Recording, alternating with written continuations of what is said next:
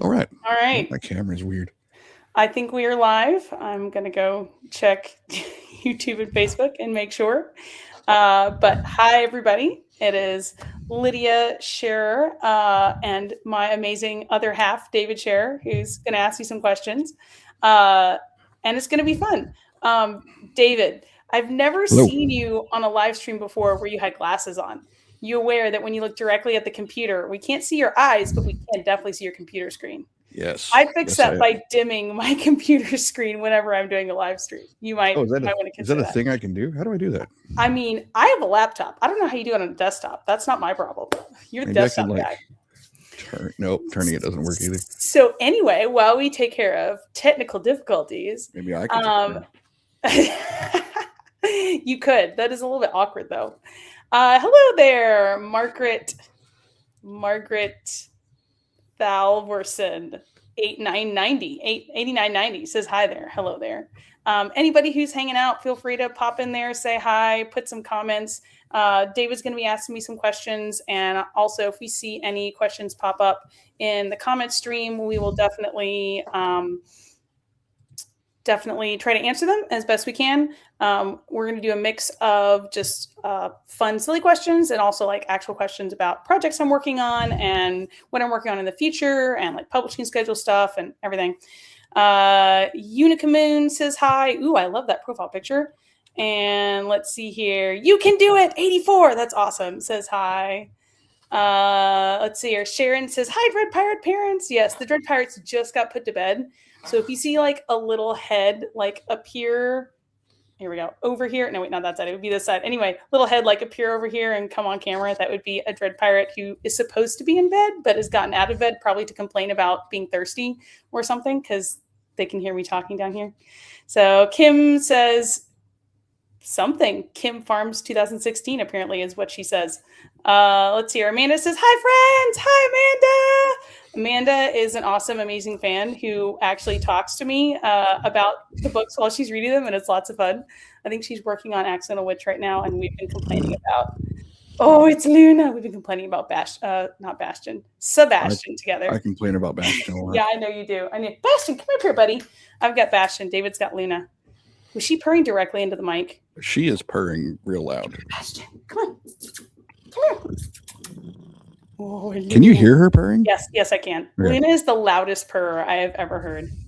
She's so loud. Bastion, come on, buddy. There we go. I've got a little shelf over here that the cats can sit on to come be on my desk with me. Bastion, say hi to everybody. It's like, no, I'm just gonna rub on you. Here's my butt. There we go. Oh, there's Gadget. Oh, there she is. Yes, we were wondering where Gadget had gotten to. So anyway, now that the feline overlords have come to say hi, Gadget, you want me to hold you? Oh, yeah. There we go. All right, there's Gadget. No, I need to get you your She's my shoulder cat, and this is where she sits. Just like that. Oh, sorry. That's Bastion. I apologize. She does not like to be near Bastion. So anyway. It's because Bastion's a jerk. Yep. Amanda says keep the purring ambiance. You can just hold her the entire time, David, right? No, because then I can't see my lovely notes. Oh yeah, questions, my randomly generated that I haven't read questions. Well, let's start with a non-randomly generated one that actually tells me. Whoa, Bastion! Whoa! He's totally trying to bite my hair. God, bud. Okay. I'm being attacked by. So you can't eat my hair. You can't eat my hair. No, you can't do that. There he is. Bastion, you cannot eat my hair. I know you want to, but you can't. Sorry, David. He was literally biting my hair. Okay. All right, so the first question. Ready for questions?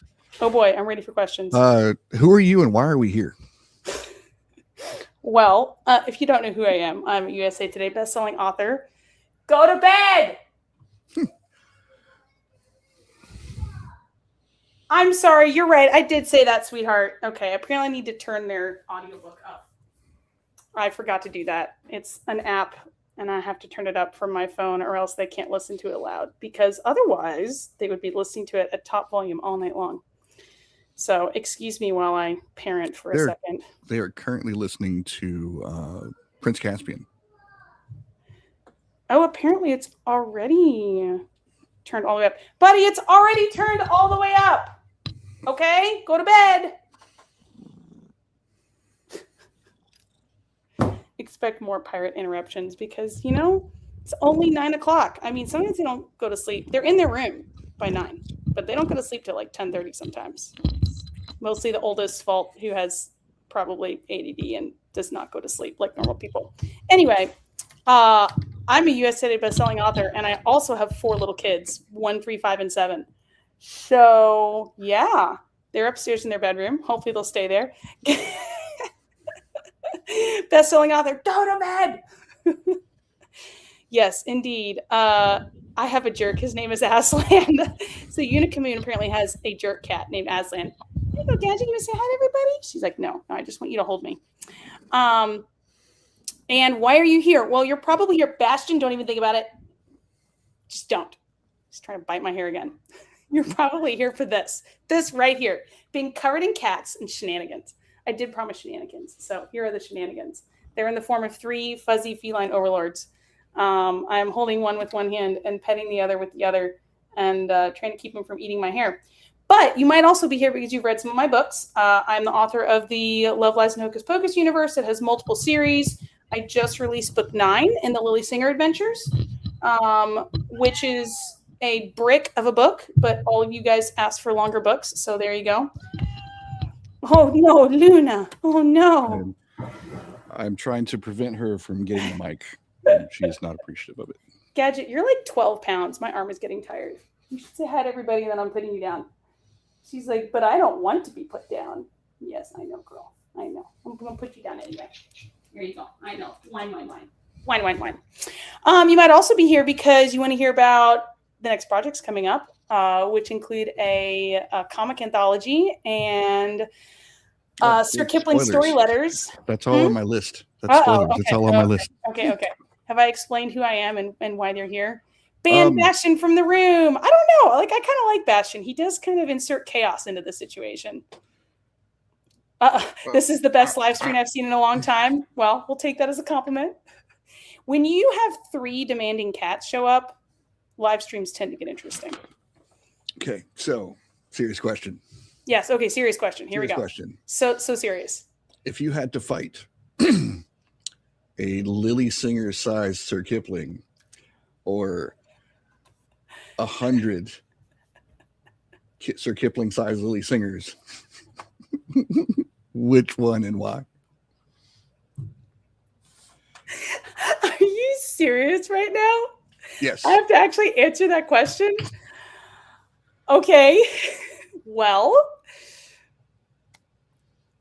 okay. So either I have a lion-sized Sir Kipling, or I have, wait, what was it? 100? 100. 100 lilies who can cast spells that are the size of Sir Kipling. The question becomes, does Lily's comparative power levels drop with her size? Meaning, I mean, you're the author. Drops by 10 like sizes, does her power level drop by 10 sizes? Because if it does, is Sir Kipling's like strength proportionate to his size? Well, so like his physical muscular strength, yes. So if he's now the size of a lion, he would have the strength of a lion, as opposed to the strength of an 8-pound cat. So I would think Lily's power levels would be lessened if she is Sir Kipling's size. But if there's 100 of them, that's a problem. That's a problem. Like, sheer numbers might overwhelm. I really, really would not want to fight a lion of any form and any kind. I'd rather curl up with them and pet them. I think I'm going to pick the 100 Sir Kipling size lilies and hope that she has mercy and only just soundly defeats me and doesn't actually kill me. Oh, couldn't you just distract the small lilies with a shirtless Sebastian? I think it might take 100 small lily sized shirtless Sebastians, but absolutely, I could definitely do that. So if since we're the authors here, then I like this solution. Okay. Next question. Serious question. So book 9. Yeah. Did you ever imagine, whenever you were writing book 1, that No. The answer is Lily no. would be Oh, Lily okay. and Sebastian and you and everything, like all of this would be going this strong? Well, so I thought you were going to say, did you expect that book 9 was going to be the size of a literal brick? And the answer to that would be no. But my copy is too far away to get grabbed to show everyone. you could always stand up. Oh wait, I have one. Here we go. This is the literal size of a brick. Bricks that's the thickness of a brick. Now, fortunately, it's not as heavy as a brick because it's paper instead of brick. Right. It's almost as heavy as a brick. To answer the question, let's see here. So my answer is a little bit unsatisfying because on the one hand, yes, I hoped and dreamed and planned for it to be as big as it is, but I definitely did not expect it because I'm an extremely big dreamer. And so I still hope like that one day it'll be even bigger and bigger and bigger and TV series will be made, and who knows, maybe we'll have like a line of action figures and we'll have who knows. I like reaching for the stars. I like doing big fun things, and so the bigger the funner the better, and that's always been my goal. But along the way, I'll never compromise the quality of the story in pursuit of that. So I mean, there's certainly things I could have done over the course of publishing that I could have made compromises to maybe get bigger, but that's never been my aim. For instance, book 9, I would have made that way shorter if my main goal was profit, because books that big are not as profitable as smaller books. Cost of printing. Amanda, no. I'm going to do some comments. Amanda says I need a movie series, and I agree with you. We need a movie series. I am working on that actually. I've sent a manuscript to a sort of kind of agent. She's also my lawyer, but she knows some producers. And by the end of June, I'm supposed to follow up with her and see if the producer gal that she sent the script to, or sent the book to, actually read it. And if they didn't read it, they don't care, then whatever. But maybe they did read it. And if so, maybe they'll have some feedback. So we'll see. All right. TV series would be great, but they would change the story so much. So Sharon, you're right in a way. However, the idea would be that I would have some creative direction over the writing of the script, and potentially I might even be able to write the script. We'll see. The idea would be to preserve the heart of the story while understanding that a different format means the story has to change in some aspects for a different format, because visual format is a totally different storytelling mechanism than paper. And I think that while I agree with you, it will be hard to see the story change in some ways. I would rather think of it as not the story changing, but rather a sort of alternate reality version. Like, I've watched the Harry Potter movies, but I don't rewatch them. They're not my favorite, but I don't hate them, even though they've changed things, because I see it as like the heart of the story is still there, but it's told in a different way so that a different audience and people who prefer a different medium can still enjoy it. And then you can enjoy and see things in a way that you can't in a book. Like the big special effects and all of it, like the dragons and all the spells and everything. You could never do that on paper. And I think both forms have valid goodness and utility and enjoyment. And so I wouldn't want to deprive an entire world, because if we're doing big blockbuster series, that's the world you're talking about. I wouldn't deprive the entire world of a good story that I would make sure like keeps the heart of the story, just because I knew that some parts of the story would have to change. So, I mean, that's just my take on it. Amanda says Meryl Streep is Ethel. Yes, unfortunately, I think Meryl Streep will probably be too old to be Ethel if and when a movie comes about, but who knows, fingers crossed. So do I have a dream cast, Sharon? I do not have a dream cast, mostly just because I don't spend a ton of time thinking about it or like scouring IMDb for people to cast. And that's because I barely have time to sleep more than 4 hours a night. And I would rather sleep than build a dream cast and not write. I'll wait to build a dream cast if I get an option. So there you go. So I can mark that question off of my list. Well, yes, you can. But Sharon, if you guys would like to build a dream cast, I would absolutely love to take a look at it and comment on it. The time of like researching people and trying to look people up and their acting record and like looking at pictures and stuff, that would take a lot more time and involvement than me just getting to look at a list that fans had come up with and make comments on it, just for fun for you guys to enjoy. So feel free to make up a dream list of actors for a TV series. Right. Yes, Elizabeth, Ethel is an elder, but I don't know how old Meryl will be by the time we have a movie made, and Meryl might not be in acting anymore by that time. So, so apparently Kimberly has someone that I would cast for Mallory. Kimberly, you should tell us who you would cast as Mallory. And then Sharon says, yes, written word paints pictures in our mind. Yeah. Anyway, I'm sorry, David, I'll stop interrupting. Okay. You can ask me your question now. So, without spoilers, what is the one thing you want readers to feel when they finish Avalon? One thing? Yep. I gotta pick one thing. Hi, Bastion. That's a hard question. Bastion's back because he wants me to feed him. Say hi to everybody, Mr. Murder Mittens. Say I am Murder Mittens. Luna is trying to get my attention by laying on the floor on her back with all of her feet up and meowing at me. Yep. Bastion is smacking me with his tail because I'm holding him and not petting him, not feeding him, just holding him. Yep, there we go. Murder Mittens. He said, I'm so sorry. There you go. Gadget came in behind me and he saw her and got real worried. Him and Gadget are kind of, guys, shoo. It's all Bastion's fault. It is mostly Bastion's fault. He's hangry right now. I might make David feed him if he gets cranky. So I totally remember your question. It was, what do I want readers to feel at the end of Avalon? I would like readers to feel a profound sense of Bastion. I'm going to kick you out. Profound sense of Bastion. Okay, I kicked Bastion out. I would like readers to feel a profound sense of wonder, and to be not just wonder in a, oh, wow, that was amazing sense, but also I hope that they are left thinking about the very real issues that Lily and company have to struggle with throughout Avalon, and that the people of Avalon have had to struggle with. Because I don't write stories just to entertain you. I definitely write them to entertain you. But I also write stories because we learn about ourselves and about our world and about reality through stories. And I think we learn better how to manage our own lives and find examples and inspiration through stories to make our own lives better. And so that's something that is always important to me and that I keep in mind when I'm writing my stories. It's not just about the entertainment factor. So that was probably a super boring answer, but I was trying to be truthful and honest. So there you go. Yeah, that's what we're here for.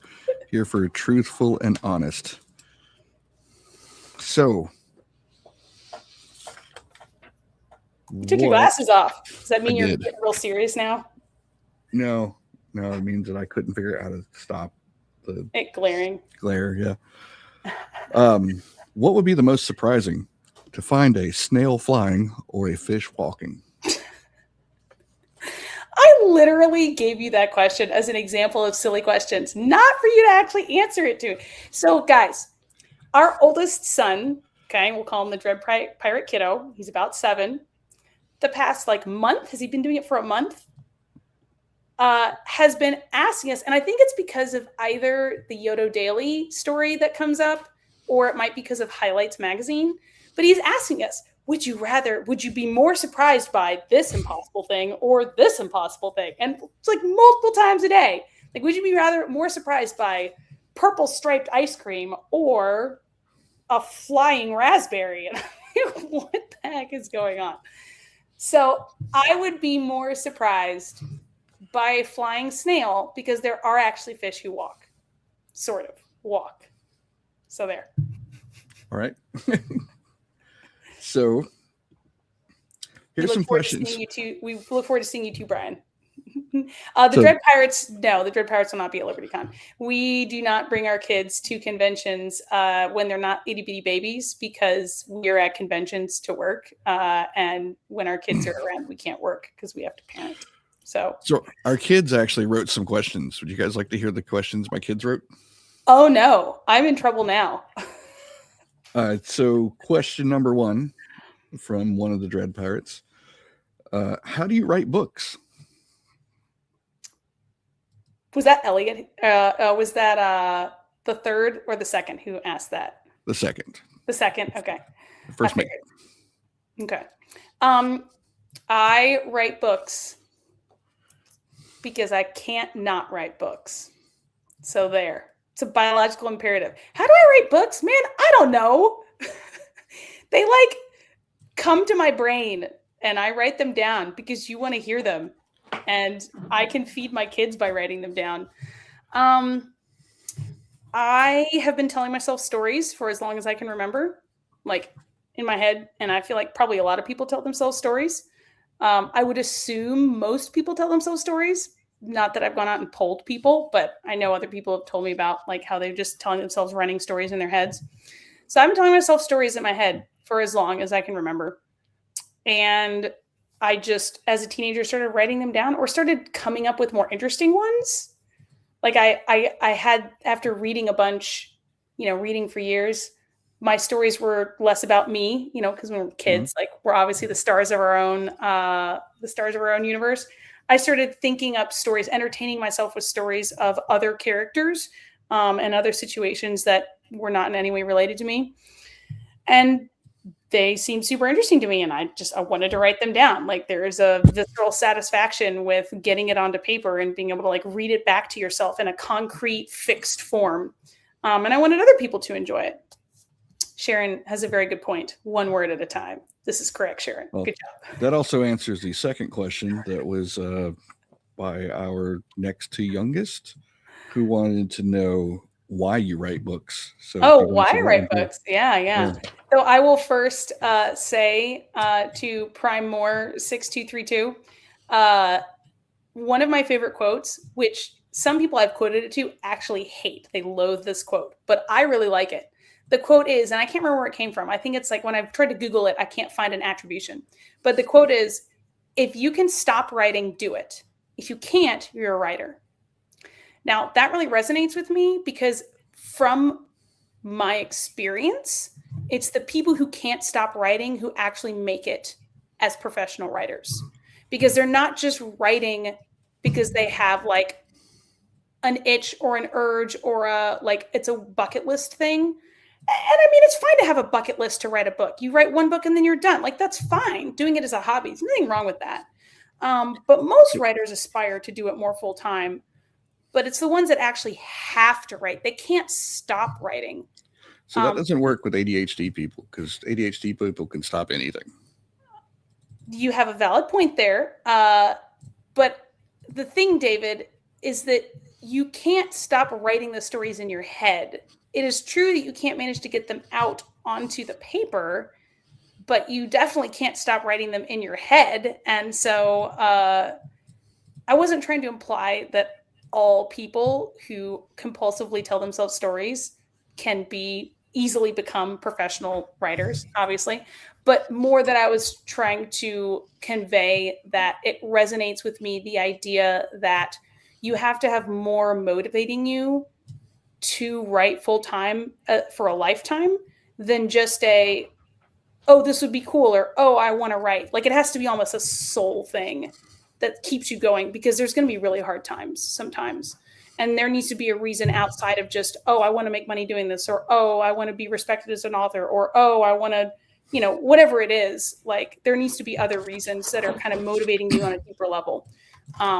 Anyway, you asked why, and I guess that was kind of the answer why. Biological imperative. So our oldest writes, his question is, which book is that you have written is your favorite? Ooh, that's a hard question. So, the question becomes, which book I enjoyed writing the most? No, which one's your favorite? Okay.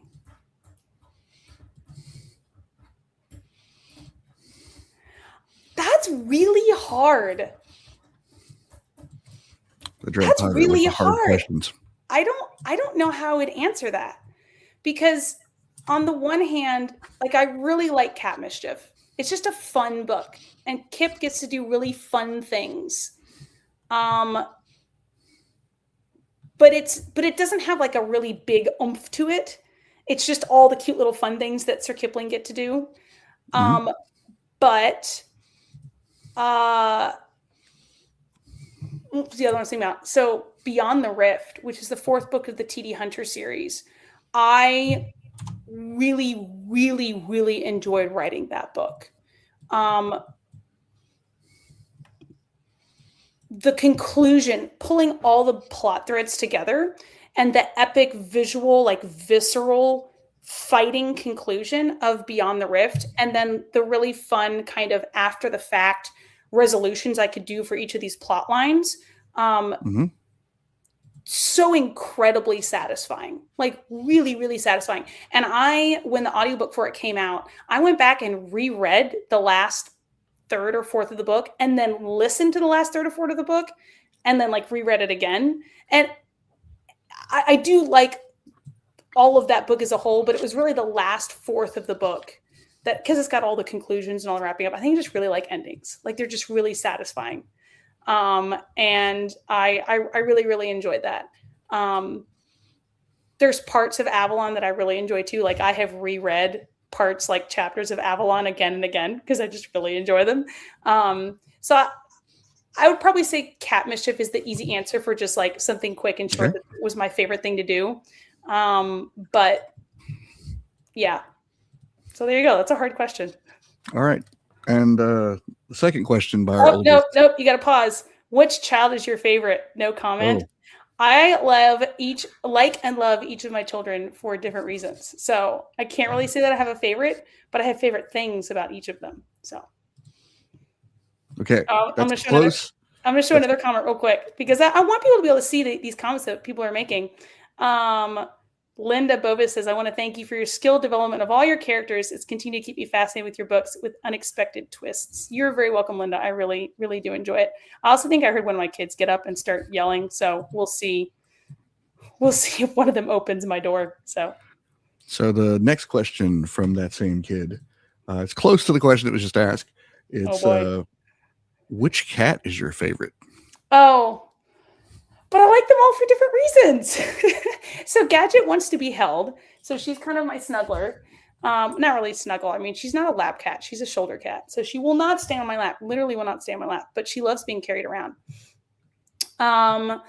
Luna loves being pet with like the petting combing glove. And I love grooming her and petting her. And she's purrs so loud. She's so sweet. And she brings us cat toys. Like at nighttime, you'll hear her going through the house until she finds us, and she'll drop her little cat toy. Not to play with. She's like feeding us. She's like bringing us her kill so that we have food.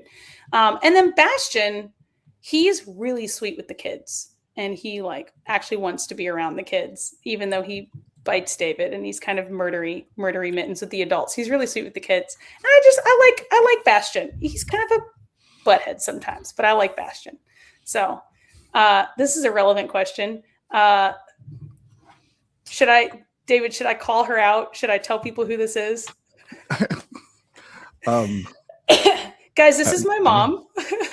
Mom, wave from wherever you are. Nobody can see it, but wave. Guys, you should all really, really like this person, because she taught me everything I know when it comes to stories. And she's probably the reason that I'm a writer. She read The Hobbit to me and my siblings when I was like 4 or 5 years old. And she read the entire Lord of the Rings trilogy to us when we were little bitty kids, as I like laid on the floor coloring. So she is the reason why you have me as an author. Everybody say thanks. Oh, I didn't answer your question. So Cat Mayhem.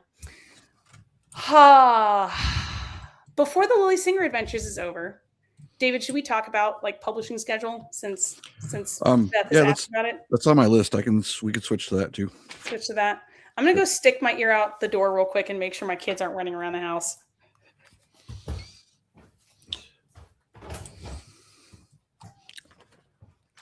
We talk about release schedule a lot on Cat Mayhem is one of the things we talk about.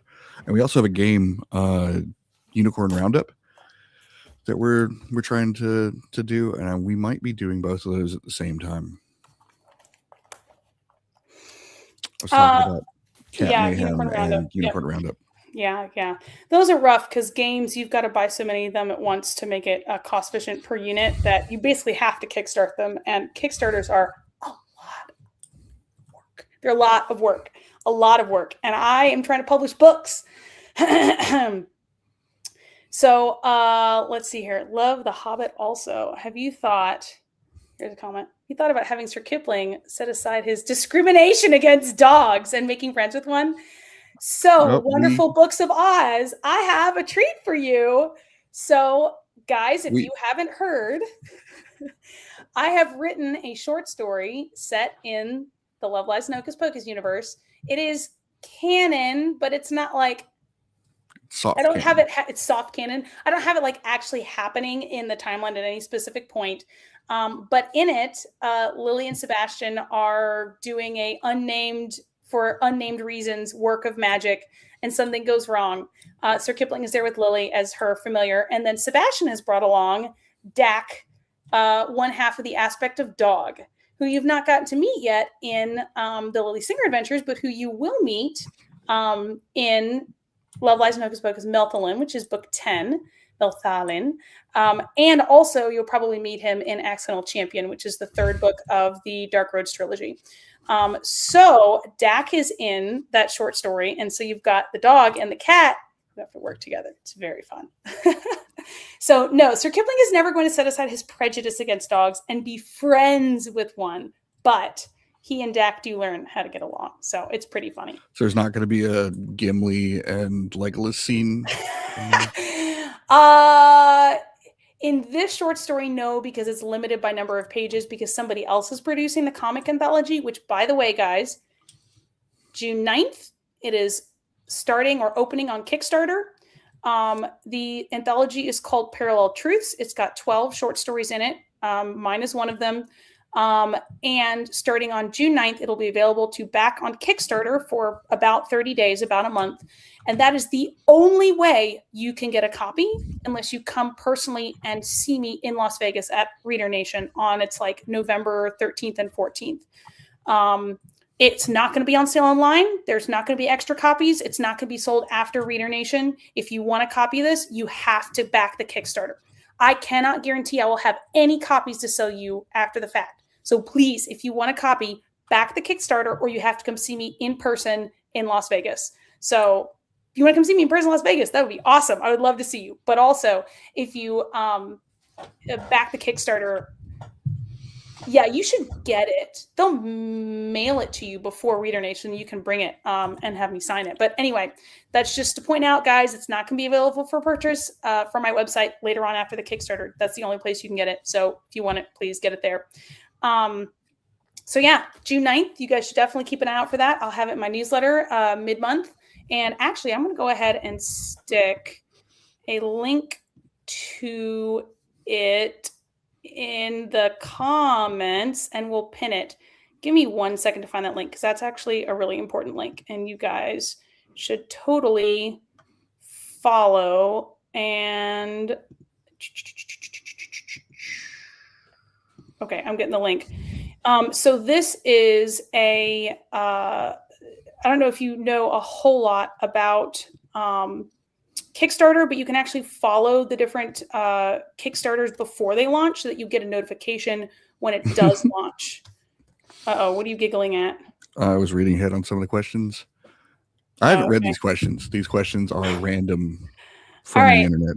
All right. I was trying to find my, I have a personalized link that you guys should totally use. Give me 1 second and I will get that link. Okay, here it is. Yes, you can ask me a question, David. I'm going to ask the most unhinged question I've seen so far. Oh, no. Unhinged question. Can you summarize the entire plot of Avalon using only sounds your cat makes?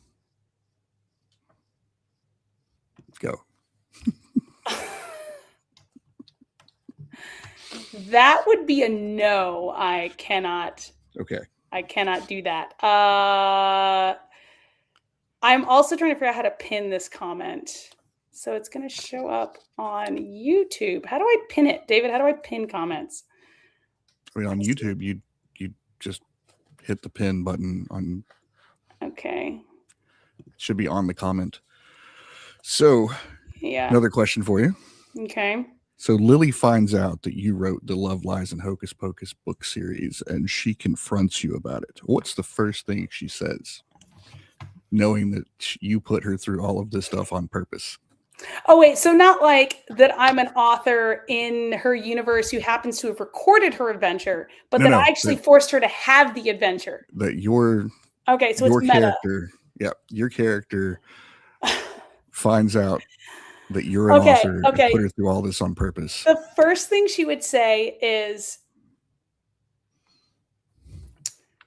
I cannot believe you did this to me, but also thank you for Sebastian. That's what she would say. That's what she would say. She would be so freaking angry at me, but then be like, okay, but you gave me Sebastian, so I guess it's fine. Then she would like leave and stop talking to me. Go drink some tea. Okay, no, I gotta answer some questions here. Let's see here. Oh, can I pin this one? No, I can't. So here's a fun fact. If this book series was a person, it would be in 4th grade. What?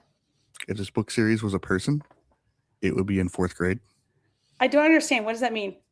It's because it's 10 years old.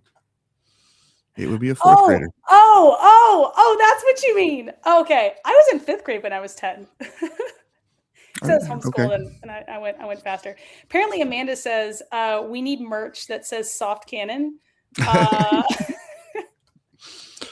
That sounds not safe for work. Yeah, that sounds slightly euphemistic. But I don't know. It's a good idea. Really quick, because I wanna explain this. So my mother is reminding me that when I was an early teenager, and my siblings were various ages above and below me, our family recorded the Lord of the Rings trilogy as a family audiobook. So each of us was voicing a different character. So for instance, I was the voice of Pippin and Gimli were my 2 main characters. My mom was the narrator and Frodo. Like my dad was Gandalf. My older brother was like Boromir. He did all the orcs. He was Gollum, that kind of thing. And our kids listen to that almost every night. Yes. At some point. Yes. Our kids listen to that over and over and over and over and over again. And I know Wes, my oldest, has listened to the entire thing many, many times. The next ones down have just kind of heard bits and pieces of it. So I don't know if they've actually listened through it from beginning to end, but maybe they will listen more as they get older and actually get like all from the beginning all the way to the end. But yeah, it was really important to us. My dad came up with the idea. He calls it his 10th generation project. And the idea is that generations from now, our descendants will have audio recordings of their ancestors reading a piece of classic literature. So we're definitely not super skilled. There are bloopers, like it's fun stuff, but it's a way for our kids and our grandkids and great grandkids to connect with their ancestors. So that was a really fun experience. And props to my dad for being a really awesome, like forward thinking guy like that. So anyway, when will that recording be released? No, Sharon, we cannot release it. I assume this is a joke, but also just to clarify, that was a personal thing that we did at a personal family project only for our family. For people in members of our household, it is not copyright. If we try to publish it, that would be breaking copyright. We will never be doing that. That is just for us within our household that we did as a fun family thing. It is not something that will ever be sold. So don't get me in trouble telling people that that's something we did for others to listen to. That's just for us. Sorry about that. All right, so we're going to switch gears. We're going to ask questions about the Dark Roads trilogy now. Oh boy. So it's a very different animal from Lily Singer. What are your readers in for, and how is that trilogy coming along? So for anyone who doesn't know, the Dark Roads trilogy is Sebastian's backstory trilogy. It occurs 10 years before the Lily Singer adventures, when Sebastian is about 16 to when he's he's 18 in book 2, and then book 3. He's 35. Yeah, not quite. No, he's not 35. 47. Well, time moves differently in the Fey realm. And so, I don't know. I think he spends like 7 years in the Fey realm, something like that. 5 years. I don't know. I've got to actually write it and make it's that. 415 in cat years. Shush. So, that's the context of what the Dark Roads trilogy is. Accidental Witch, the first book in the trilogy, tells the story of how Sebastian's parents died and how he reacted to that and what happened because of that put him on the path to becoming a witch. And so all the things that he drops hints about in the Lily Singer adventures, you're like, what? Like, what's going on? What happened? Like, tell me. That's all in the Dark Roads trilogy. And so book 2, Accidental Vigilante, is about 70 to 75% done. And I'm publishing it chapter by chapter, not publishing it. I'm posting it chapter by chapter on my Patreon, which is just patreon.com/Lydia Sherrer. If anyone would like to go check out my Patreon and join it and read that. You can actually read it right now and enjoy that. A lot of my, I've just put it in the comments. Hopefully you guys can see that. You guys can go read. I think I have 16 chapters up or something of that on my Patreon right now.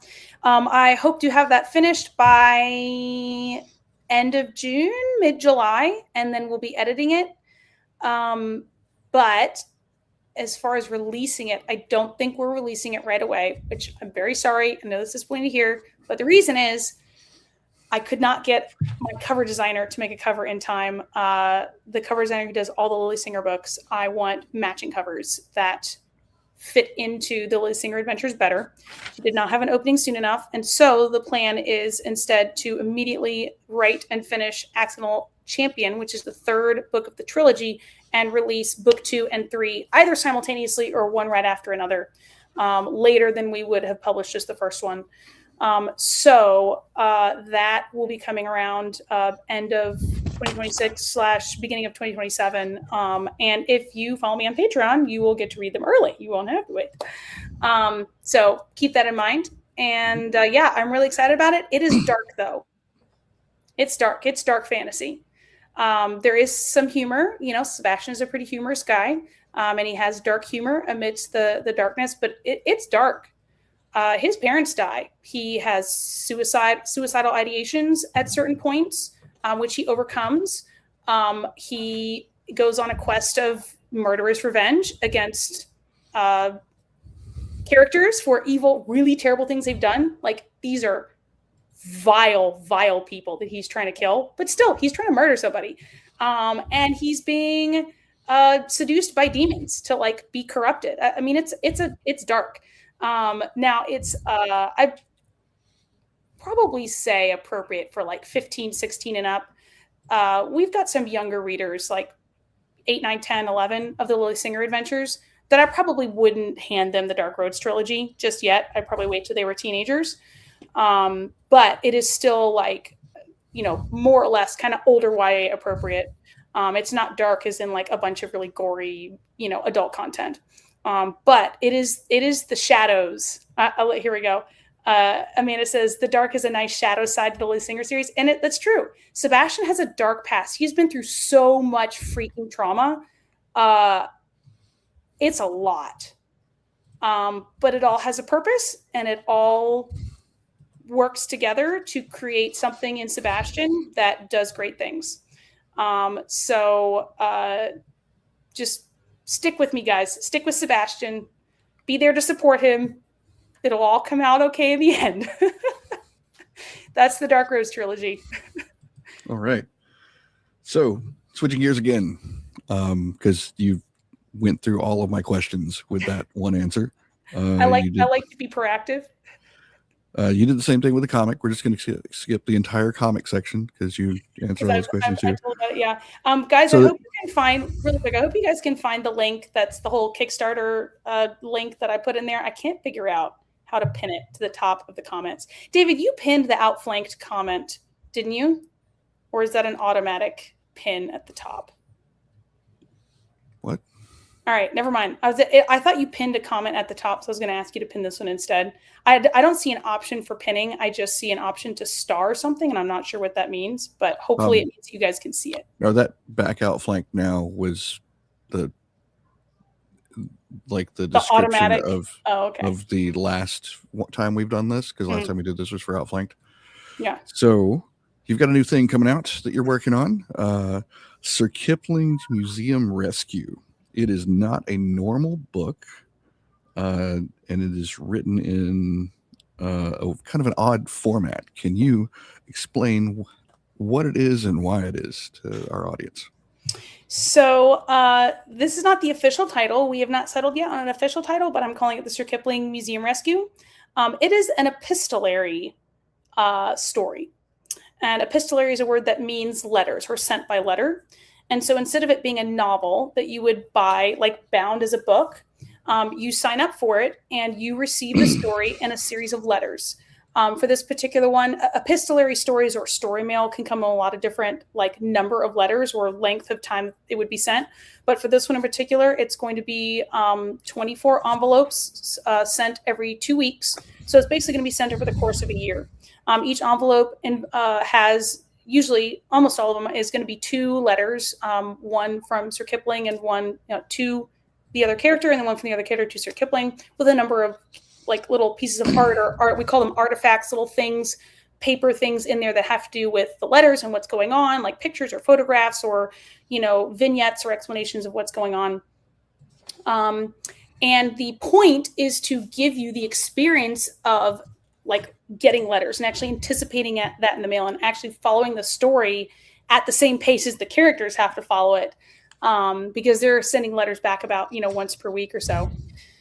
And it's tons of fun. It is so much fun to write. It is simultaneously lower stakes while also being like having a lot of really fun anticipation to it, because you do get those letters like every 2 weeks. So it's something to look forward to. And it gives me the opportunity, because I'm writing in a narrative format. Sorry, I'm writing in a personal format, meaning instead of a third person narrator saying what's going on, I'm actually the characters themselves are talking about themselves and are describing, what went on their end of things to the other person they're writing the letter to. The premise for this epistolary story is that Sir Kipling sees on TV one day that cat, a Egyptian bronze statue of a cat that's very famous at the Slam Museum. This is a real thing. It has been stolen by a thief. You should probably tell them what Slam is and not use the abbreviation. Sorry, you're right. St. Louis Art Museum. Thanks for that catch, David. So St. Louis Art Museum.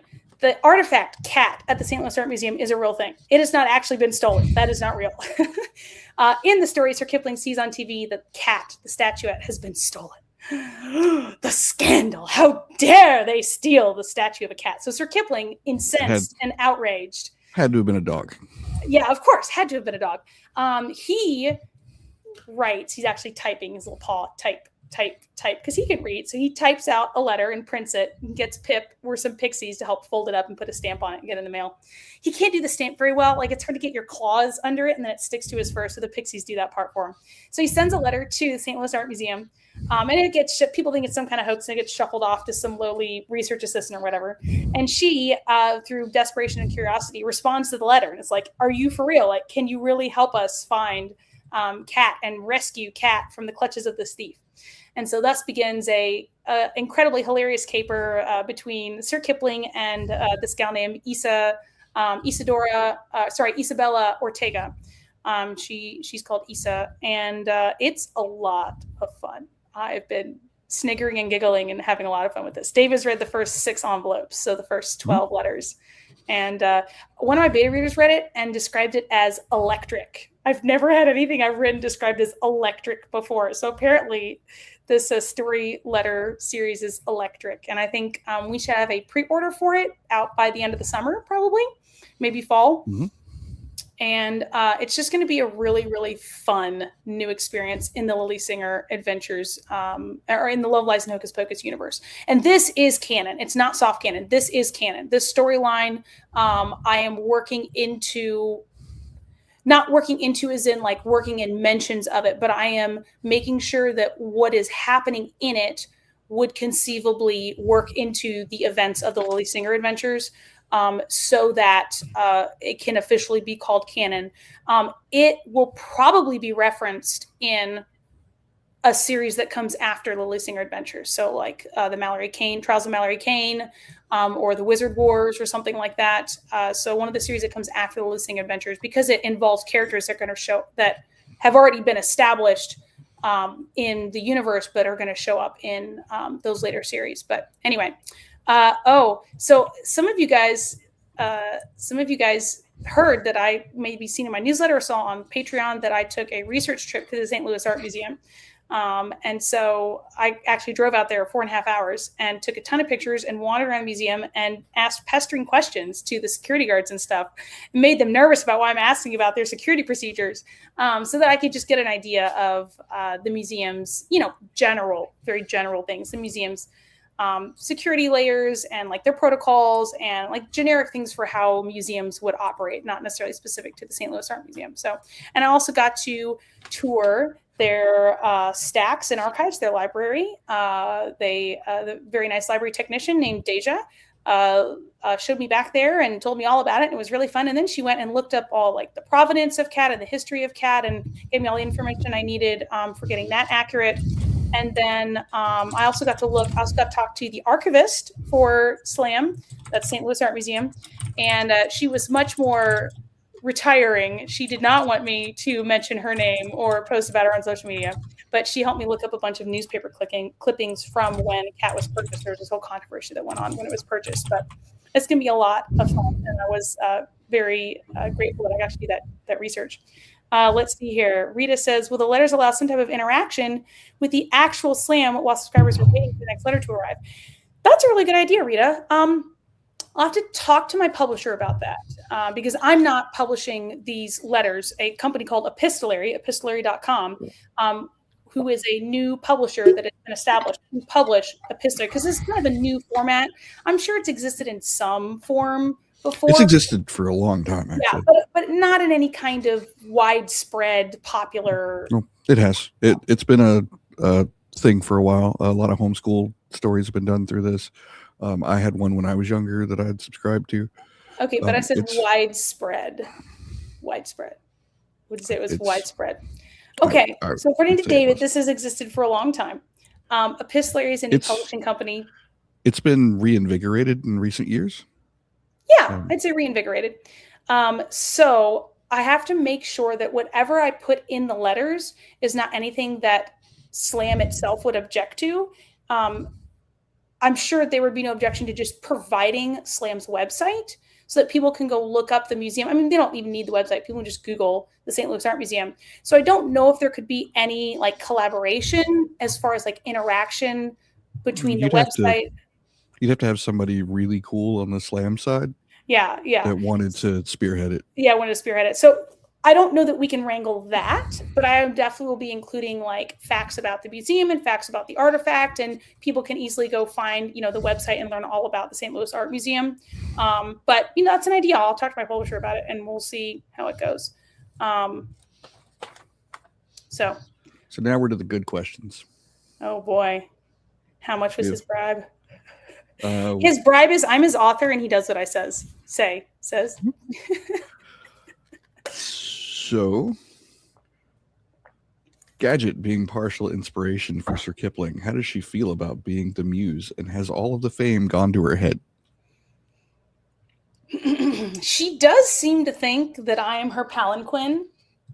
For anybody who's not aware of what a palanquin is, it is the thing in a lot of the Asian countries, and not so much anymore today, but in more ancient times, a litter, basically. That people would pick up and carry on poles that rich and important and famous people would ride on. And Gadget absolutely thinks that I am her palanquin and that I should be holding her and carrying her around at all times. Right now, she's sitting over on the arm of my recliner, glaring at me because I am not holding her right now. I think she could not care less that she is the inspiration behind Sir Kipling, but she will definitely take the fame, and she will definitely use any excuse to look at me and passive aggressively ask why am I not holding her. So yeah. All right. So if you had to rank your cats by how much they actually help you write, what would that order be? Define help. It could be rank them by how little they get in your way. That's a good point. Okay, let's hear. Gadget is the one who wants to be up with her people most of the day. Luna hides from the kids all day long because she's terrified She hangs out with me. Hides from the kids. So David gets to be with Luna because his office is in the basement. I don't see Luna during the day because she hides from the kids. Not because the kids. Not All because day. the kids are horrible to her. They're fine. They're just loud and they stomp around, and she is very scared of loud, stompy things. Rita, I'll have to see if we can do a scavenger hunt. That would be fun, but we'll see how we might manage that. So Luna is not often disruptive, but when she is, she's extremely insistent. Gadget is very often disruptive, but she's not super insistent. And then Bastion's probably the least, like, of the cats and how much they help or how much they help by not being in my way. Bastion is the most in my way and the most unhelpful. I often have to lock him out of my office to keep him out of my face. He's not a jerk. He's just privileged. It's like, Mom, why aren't you petting me? He is plotting to bite me right now. He is right there. Yeah, I dumped Bastion down in the basement so he could go bother David instead of me. So, oh no, Luna, no, because Bastion was being a butthead to poor Gadget. So that's the other reason I dumped him in the basement. Yeah, probably Gadget is my most kind of writing companion cat, and she does often sit. We've got a cat tree. You can hear like right there. I have a cat tree in the corner, and she spends a lot of her time in the cat tree, or she'll sit on the back of my recliner, and she's not very disruptive, except when she demands to be held, and I have to like stand at my writing desk, like holding her on my shoulder while typing with the other hand. But I don't usually let her get away with that for very long, and then I'm like, all right, girl, I'm sorry, you're done. Like, I'm putting you down now. Tough luck. So, if all three of our cats gained human intelligence and opposable thumbs, which one would be the most likely to overthrow us?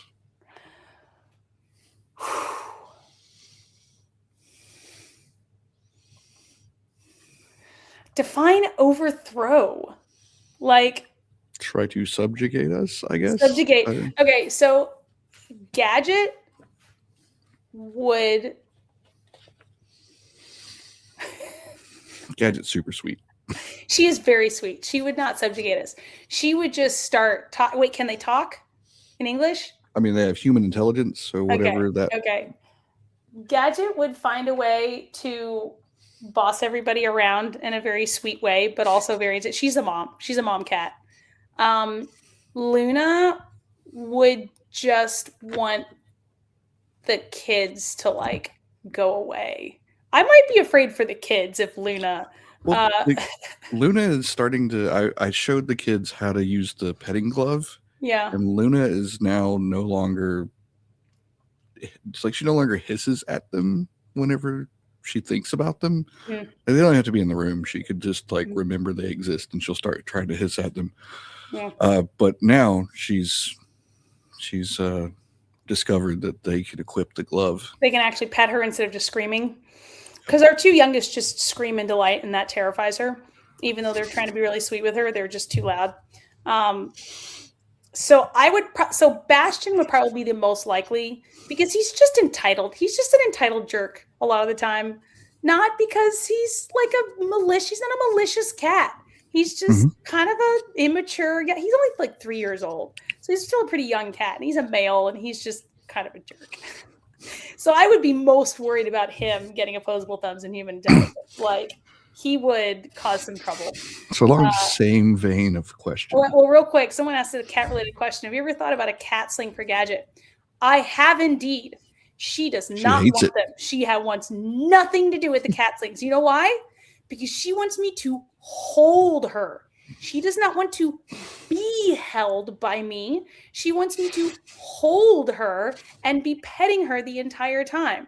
In fact, if I just hold her on my shoulder, she is passive-aggressively annoyed the entire time because I'm not petting her. So no, a cat sling is not approved by Gadget because she does not just want to be like curled up being like next to my body. She wants me to actively hold her, walk around the house so she can see all the things from the high spaces and be her personal masseuse. Like, she's a queen. And she knows it. So we have some just really great cat questions. Do people want to hear more cat questions? She's over there on the arm, just being her little queen self and waiting for me to finish so that she'll get fed. Yes, you guys should put in the comments if you want more cat questions or more book questions. We can do more of either. One of our cats gets a credit card with no limit. Which one's bankrupting us first? And what are they buying? That would be Bastion. And he would be buying random shit. He would be like, that looks interesting. What is that? Buy. That looks interesting. What is that? Buy. Ooh, that looks yummy. Buy. I want to eat that. Like, he would just buy random shit. Luna wouldn't even figure out how to use it. No, she wouldn't even. I think Luna would do it faster. She would absolutely bankrupt us faster. I don't think so. She would find out how to buy tuna or cat food of some kind and just be crates. Like more. She's our fattest cat. She does not regulate her intake very well. The other two cats are okay. What is this? That means your actual name is Blofeld. No, I do not get the reference. I'm sorry. I must be ignorant or something. David, do you get that reference? Blofeld? I don't know. I don't get that reference. Nope. Sorry, Steven. I don't get that reference. Maybe you can explain it in the comments. So yeah, Gadget would make a couple really expensive purchases. She would get a super fancy catio for the porch. She would get a really nice cat tree for every room in the house, and she would pay for a workman to come in the house and install like around all the different walls up high, like the cat ramps and the cat like climbing things and stuff where they could run along the walls like up out of people's reach all around the house. The entire house, all the walls, just everything has cat beds on it, cat swings, cat scratching posts, and like ramps for them to run everywhere. She would turn the whole house into, because the other cats wouldn't have that kind of foresight. They wouldn't realize that was even a thing they could do, but Gadget, she would know and she would get it done. She would just make some really big purchases and get all that done. Apparently Steven says it's a James Bond villain. I'm sorry. I'm not super into James Bond. I don't know a lot of stuff about it. So the only James Bond I partook in is James Bond Jr., that cartoon from the 90s. It was great. Okay, I'll take your word for it. Okay. So I got some questions that are supposed to be about us or about me on this list. Most of them are terrible, so I'm skipping all of them. Okay. But one of them someone wanted you to tell the story of how you adopted 63 cats. Oh, okay, yeah. So this story goes way back. So I used to give them like dates, approximate, just like time periods. What do you mean by way back? In the 90s. Okay, so late 90s. Back when I was a child and he was a teenager. No, when I was a high schooler. Okay, we're 9 years apart. So so whenever I would take my cats into this local cat clinic, and one day I walked in and they were like a block from the school that I went to, and there was this cat just like in a room, like meowing. It was pitiful. So I walked into the room and picked up the cat and started petting it, and everyone like freaked out because like I just walked in the room with this cat. And about that time I noticed that like all of the furniture in that room had been destroyed and everything was just like everywhere. Apparently the cat had freaked out, destroyed everything. They locked it in a room and just sacrificed that room to the cat. And I walked in like it was nothing and picked it up. So I became their cat whisperer. One day another cat had done that, and they called my mom and they were like, hey, can David come by and see if he can get this cat, because it's like stuck in the ceiling. So I did, had no problem. I walked up to the cat, picked it up, started petting it, and I eventually started like whenever I got out of high school and into college, started kind of working for them. Anytime there was a cat that like was in a weird situation or something, I would go out and get it. I got one call from somebody that some rednecks in a trailer park were planning on killing a kitten. So I drove out to the trailer park and found them, and they had the kitten in like a chicken wire pen that they had made in their living room. And I got myself invited in, and trailer park, like trailers, there's one blueprint for trailers. Every single one is the same. So I got myself invited in. They offered me a beer. I asked them if I could use their bathroom. They said sure, and pointed down the hall, and I sleight of handed the cat away and jumped out their window in the bedroom next to the bathroom. and they thought I had stole something other than the cats. They went chasing me. I had deliberately parked in front of a tattoo shop of people that I knew, and they were out back smoking. So I ran through their shop, followed by 2 people with guns, and the 2 people with guns didn't get past the tattoo shop, and I drove the cat to the shelter. Well, one day the shelter goes from a non-kill shelter to a kill shelter, and they got told they had to put down all of their cats. So we didn't want to do that, and I was like, I'll just take all of them home. And so we built like a big pen in my front yard, and 63 cats went home with me. And then we slowly put them back into the system, a few at a time. We would just change their names, and anytime their time would be up, I would just adopt it and then put it back in as a different name. So we got a system to get around that until they got it all straightened out, and they became a non-kill shelter again. Because it was a funding issue, right? Yeah. And that was how I adopted 63 cats. We would go to Sam's and buy like 50-pound bags of cat food, and I would just like rip it open and dump it into this like giant trough that somebody gave me for feeding horses. And yeah, that was whenever I had 63 cats. We'll not do it again. Well, you now have 4 dread pirates to contend with, so it's a little bit more difficult to do it nowadays. Attacking me. I don't know if you guys could see him. Well, at least you don't have a braid attached to your head that he jumps on and tries to eat. No, he just bit my shoulder randomly, and I didn't realize he was there. Probably because it's dinner time. Yeah. Speaking of, we probably should wrap up this live stream, as much as it pains me to say so. I could do this for another hour. Oh, man, I have a section called Completely Unhinged. Okay. We'll do a few more questions. Pick like the top 2 or 3. We'll do a few more questions. So your books are the only thing that survives human civilization, and aliens rebuild humanity solely based on your work.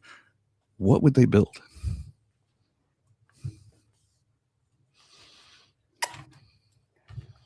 Well, a library, probably. They'd start with that. They would definitely make sure tea got revitalized, because it's obviously very important. Mm-hmm. And they would make sure that cats were repopulated properly, because they're obviously very important. And then they would look around for the fae and magic and be like, what's going on? Like, where it says in here, but where is it? Like, what? And they would be really confused. And there would be would there be anyone to explain to them that's a fiction novel? Is that part of the question? Yeah, nobody is there to explain to them it's a fiction novel. They think that's how the world was. Okay. Well, apparently they would believe that magic has disappeared from the world. So there's a book I read, I can't remember the name of it, where they had the writing of Tom Sawyer, and they didn't know it was fiction. Like, after an apocalypse, humanity had found this and thought it was like a history book. And Oxford pumps, yes. All right, another question. Let's go. Lightning round.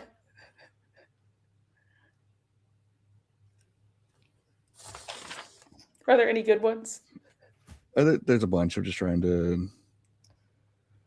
how many unfinished manuscripts are you hiding in your hard drive right now?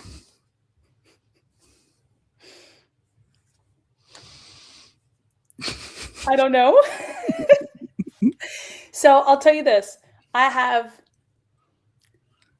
2 books that I have done significant work on, but not more than 50% of the way through finishing, that I would love to one day publish, but it will probably never happen. Both of them because the story is either too close to my heart to do well as published to the public, or the story is extremely personal to me and I'm telling it in a specific way because it's the way I want to tell it, and it would not be very marketable. It would not sell well. Probably, or to change it in a way to make it sell well wouldn't fit the story as I really wanted to do it. So that's 2 manuscripts that I'm hiding. I probably have the beginnings of like 4 or 5 other books that are just like a chapter or something. And then I have a document with over 60, I think, fleshed out story ideas that I just got the idea of. No, I don't have time to write it, so I just flesh it all out and just brain dump and then leave it there. And if I ever need an idea for another book that I need to start something fresh, I'll go back to that document. So what you didn't ask me was how many books do I have planned in the Love, Lies, and Hocus Pocus universe that I still need to write? I mean, that's a lot. Yeah, that's a lot. Probably like 50. So have you ever stolen someone's real world mannerisms of someone that you did not like and turned them into a villain in your book?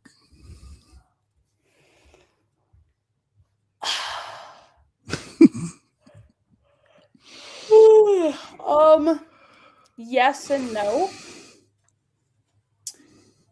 So I have met people. So like just jerks, like just generic evil jerks. I'm not going to put them in a book. Like they're not worth it, you know?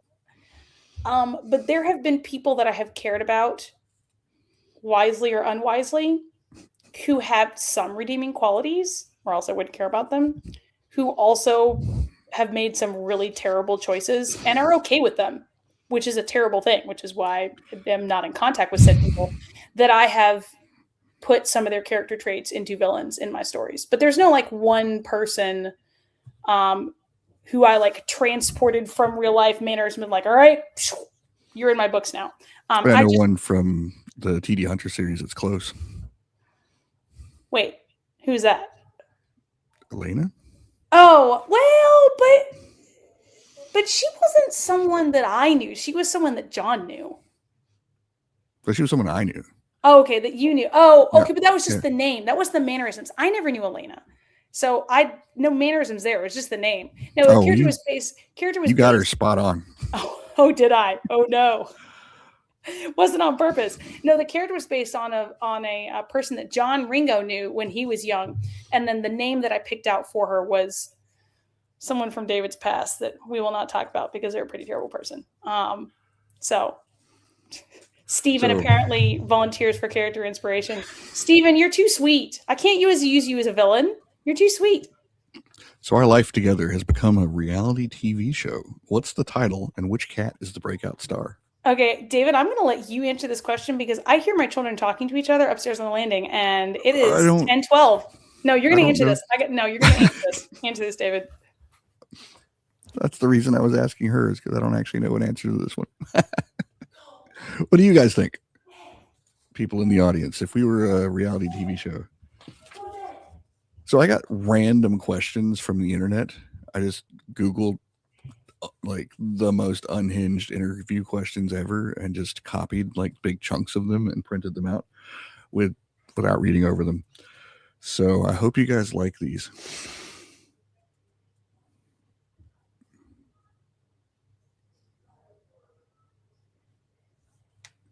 Yeah. Stephen, I'm rooting for you. I'll suggest you as a character next time that Sebastian's the breakout star. Bastion is a terrible cat. Yes, you are. I see you staring at my foot.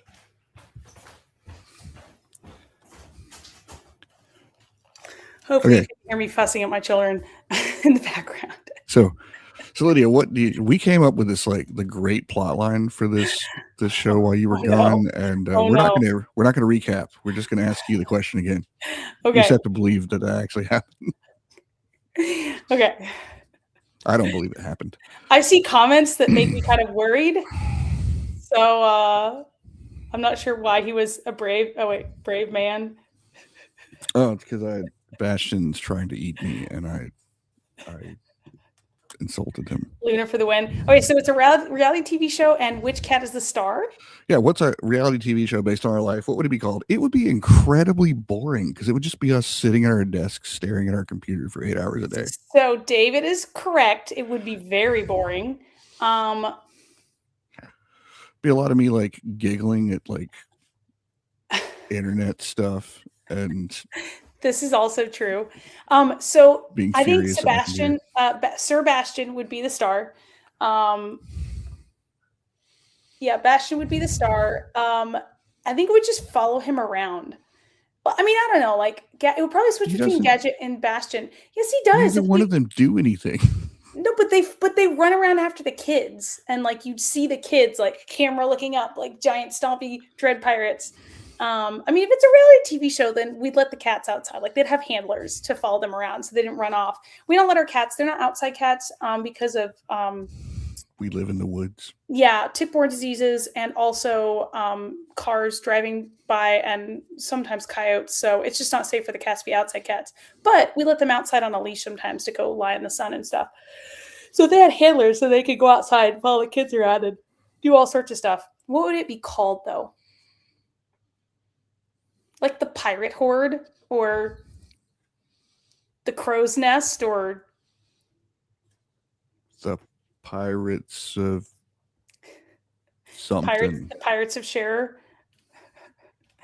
the pirates of the Storytime pirates, the something. I think we're getting like tired drunk or something. All right, so here's a good question. So one of your Second readers, to last one. yeah, one of your readers gets a character from your books tattooed on their body. Which one would horrify you the most? Oh, dang. I thought you were going to ask me which would be the best character for that. And obviously the answer is Sir Kipling. Like, Sir Kipling would make an amazing tattoo.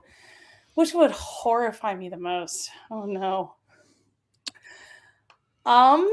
Well, I was going to say Grimold, the Mold Fae, except he would be kind of adorable as a tattoo. Like, oh my gosh. So Grimold shows up in this Sir Kipling Museum Rescue, and Issa thinks Grimold is adorable. Like this little wrinkly, like pug gorilla Fae. And she's it's like a naked pug gorilla. She thinks he's adorable. So honestly, he wouldn't make the worst tattoo.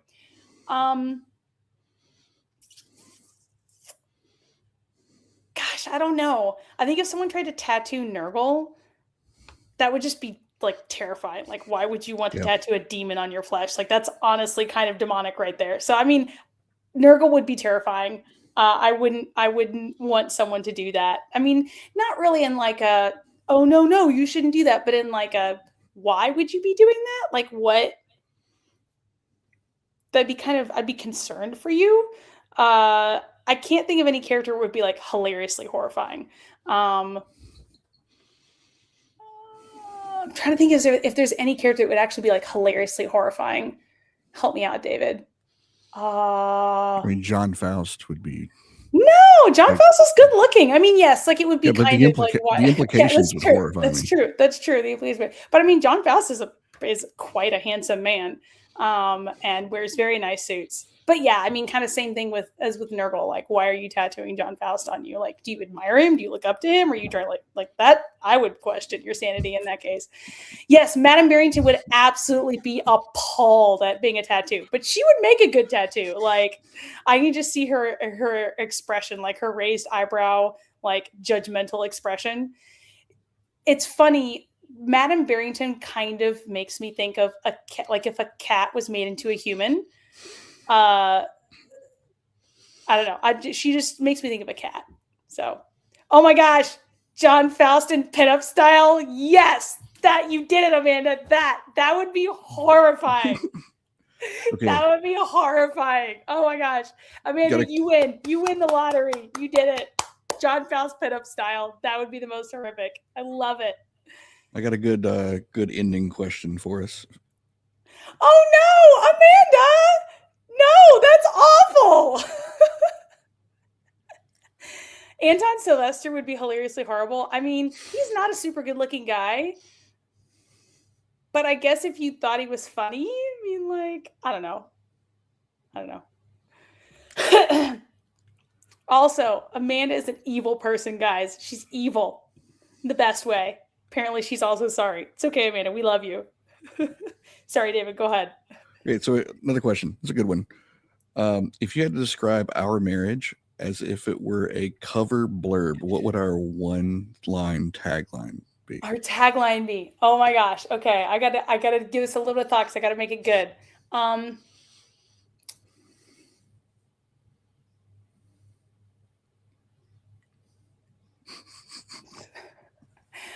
Um,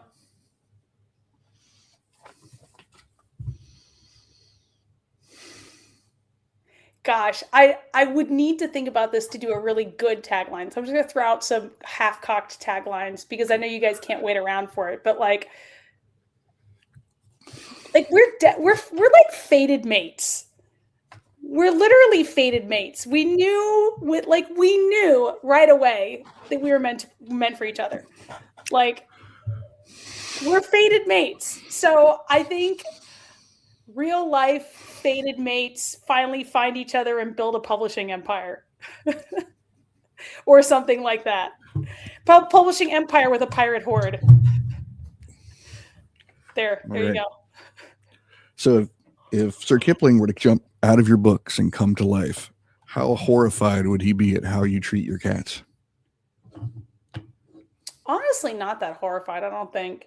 I mean, he would tell me that I am a not good human for like locking them out of my office and not giving them free reign of wherever they wanted to go. And he would scoff at my locks and open my doors. He would also say there's a severe lack of cream and salmon in this household. And I would remind him that if he wants more cream and salmon in this household, he needs to earn me more money. And then I'll buy more cream and salmon. Or I will buy any cream and salmon. We do not feed our cats cream and salmon. Yeah, I would love to feed my cats like a raw meat diet, all the really super fancy expensive stuff that like cat breeders feed their cats. But yeah, we don't have that kind of cash. So maybe if there's a movie made, we'll finally hit it rich and we can pamper our cats as little gods and goddesses, and they'll have their little thrones and their little like gilt food bowls, and we'll feed them like fresh salmon every day. So here we go. Dread parents for dread pirates. There we go. That's a good one. So if all three of your cats had to testify about you under oath, which one gets you in the most trouble? So they're in court testifying about you. Oh no. Probably Gadget, because she spends the most time around me and knows the dirtiest secrets. That would probably be it. Luna would make stuff up. And she wouldn't make stuff up on purpose. She would just make shit up and it would be true in her own head. So it's like Elliot. Yeah, exactly. All right. Do you want me to ask more questions, or are we on there? Oh, we need. It's almost 10:30. We need to wrap this up. Is there? So you won a Star Wars Ocarina contest once. I did. That was a long time ago. How did that go? How did that come about? Well, so. Sorry, guys. It is getting late. STL Ocarina, which stands for St. Louis Ocarina, is a ocarina making company in St. Louis. It's an educational ocarina company, meaning their goal ultimately is to help educate people about ocarinas and about music and enable more music education through using ocarinas. For anybody who doesn't know, I should just go grab one. That's so loud. Sorry. So anybody who doesn't know what an ocarina is, this is an ocarina. This is a double chamber ocarina, but it is the thing that you might recognize from Zelda. This one's shaped a little bit different because it's not the traditional sweet potato. You can see there's two chambers there. I can't play it because it would like blast out your eardrums because he's sensitive. The microphone is sensitive. I don't know. Maybe I could back outside the room and play it. But anyway, my point is I used to play these a lot more when I had a lot more time and didn't have children. I'm a classically trained musician, play piano and recorder quartet. And I started learning the ocarina when I actually realized they existed. I didn't know they existed. Sorry, in real life. I've been playing Zelda since I was a little kid, but I didn't realize it was a real thing. And then in 2014-ish, I saw a YouTube video with someone playing ocarina. I'm like, oh, they're real? I need one right now. And I started collecting ocarinas. Anyway, STL ran a contest for best Star Wars music that you play and record. And the winner would get a bass ocarina. I wonder if I can find that in my closet real quick. I put a link to Lydia playing her ocarina at Mallory Square in Key West. Oh, thanks, David. In the chat. Here it is. Yeah. That's not my best ocarina video, though. I have way better ocarina videos. But if you see that, guys, poke around my YouTube channel. Like, once you're done watching this live stream, just poke around and take a look through some of the videos. Some of the older stuff. I've got some really nice ocarina music videos. Anyway, I won a bass ocarina. This thing is huge. It's as big as my head. And it is a triple chamber ocarina. I can actually play this one because it's really low. I'll step back a little bit.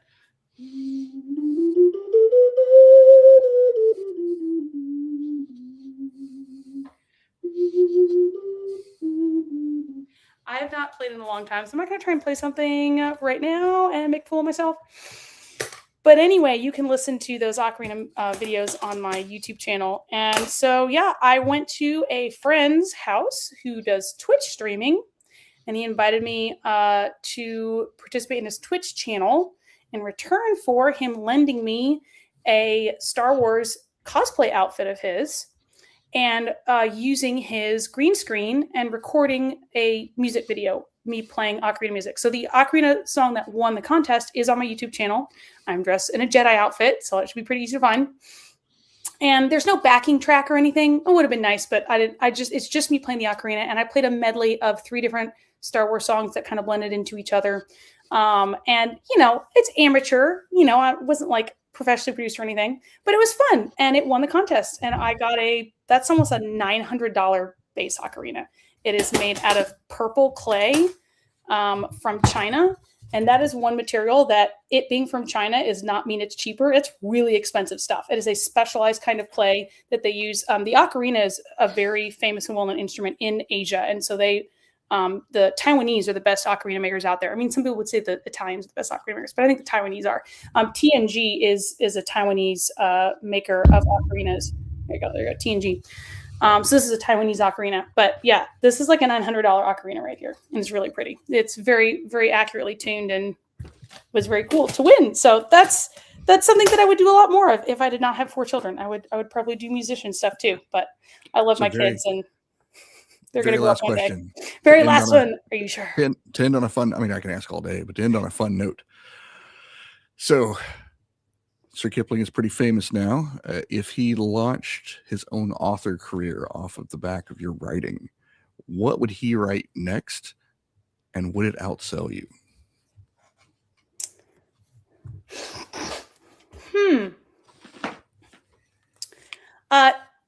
The question is, could Sir Kipling write Sir Kipling better than I can write Sir Kipling? That's the question. Well, he doesn't have to write Sir Kipling. He just has to be himself. Yeah, he could write like the Dresden Files type stuff. He could write like urban fantasy, but just because you make a really good fiction character does not mean that you are a good writer. So I think that Sir Kipling would probably find his own niche, but I don't know that he would necessarily outsell me, depending on his niche. Now, maybe he found a niche that enabled him to really shine, and he became like uber famous, and became a trillionaire or something. Cozy cat lady romance. Oh my gosh. Sir Kipling is obsessed with soap operas, and he started reading romance novels. But he doesn't really know how human interaction works, so he gets it wrong. He does. No, he does. Like, from an intellectual standpoint. Yeah. He doesn't get it from like a human emotion standpoint. He gets it from an intellectual standpoint. Yeah, it'd be pretty hilarious. So I don't know. He might bomb as an author and then get really mad at me because I write him. I'm stealing him. You're stealing my voice. How dare you? He'll just make sure that I feed him cream and salmon every day for the rest of his life. And that'll be my royalty payment to him. So, oh my gosh. Sir Kipling writing a Love, Lies, and Hocus Pocus fan fiction and then become the next E.L. James. Oh my gosh. I am now imagining Sir Kipling writing a spicy romance about Sebastian and Lily, because he's been like trying to get them to get together for so long, and he's just like, guys, come on, just do it. Oh my gosh, that would be either amazingly brilliant or so horrific you couldn't make it through the whole thing. I'm not sure which it would be, but it'd be pretty funny.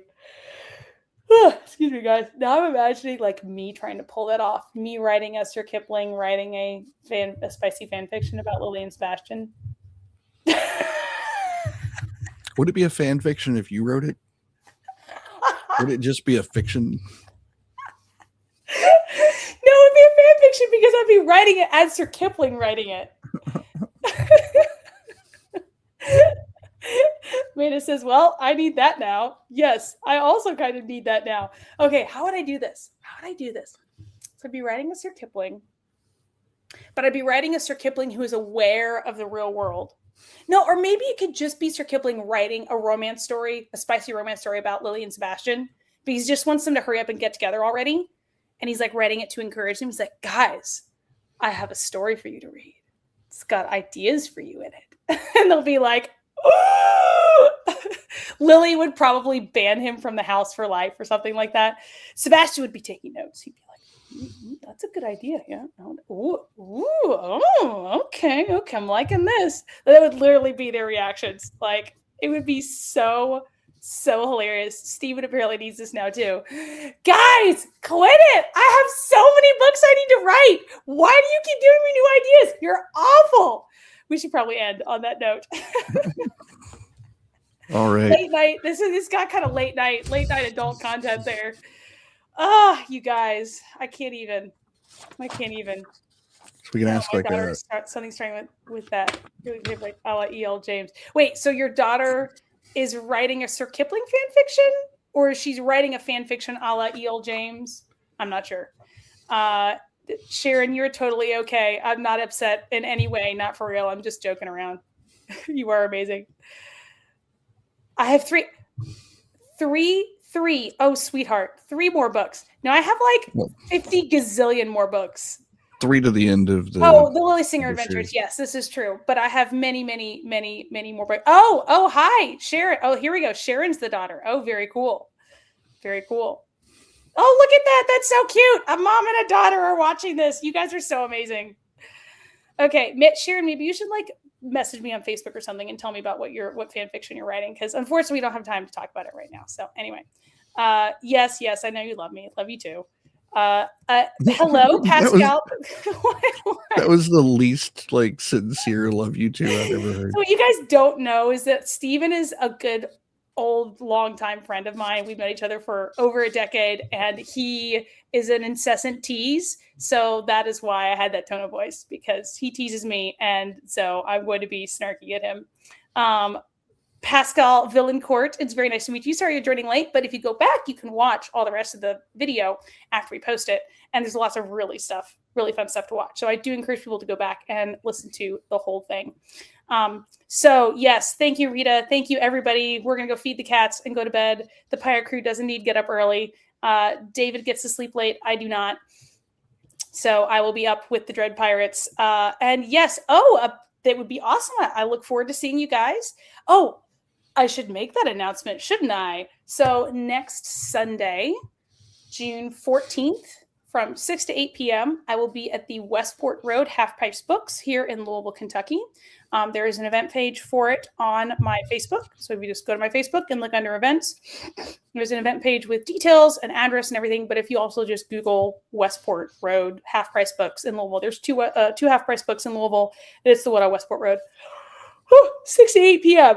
next Sunday. Be there or be square. There will be snacks. There will be shenanigans, maybe a trivia question. My sister, who is the illustrator of the Lily Singer Adventures, will be there. So if you would like to meet the person behind the illustrations, you should come, and I'll have some artwork that you all can buy if anyone's interested, and get it signed by Serena, some prints of her illustrations. So thank you. Yeah, thank you for joining, Amanda. You definitely upped the humor factor for sure. Thank you for joining. So yes, I know you wouldn't know what to do if you didn't tease me, because you're just annoying like that, but it's like a big brother annoying. So it's acceptable. Okay. I need to actually stop. I like talking to you guys. Right. So I'm going to end the stream. All right. Signing out. Lydia Sherrer, David Sherrer, today best-selling author and wrong direction. There we go. Game designer over here, author over here. Definitely check out Avalon. If you guys do not have the 9th book yet, you can get it on my website. An audiobook. Oh gosh. I still haven't gotten a response from Audible about when the Audible audiobook is going to go out. I'm sorry, guys. I need to email them and yell at them and like actually yell at them. I might have to call them and yell at them next week if it's not up by then. But it's stupid. It's been waiting in queue for over a week now, and I'm ready to murder somebody. So I promise the audiobook is coming as soon as I was about to say something very not safe for work. As soon as I do something to Audible that gets them to make this happen. So glad I caught myself. I don't do filters very well. It's too late. Love you guys and have a good evening, and we'll see you around. Bye. Bye-bye.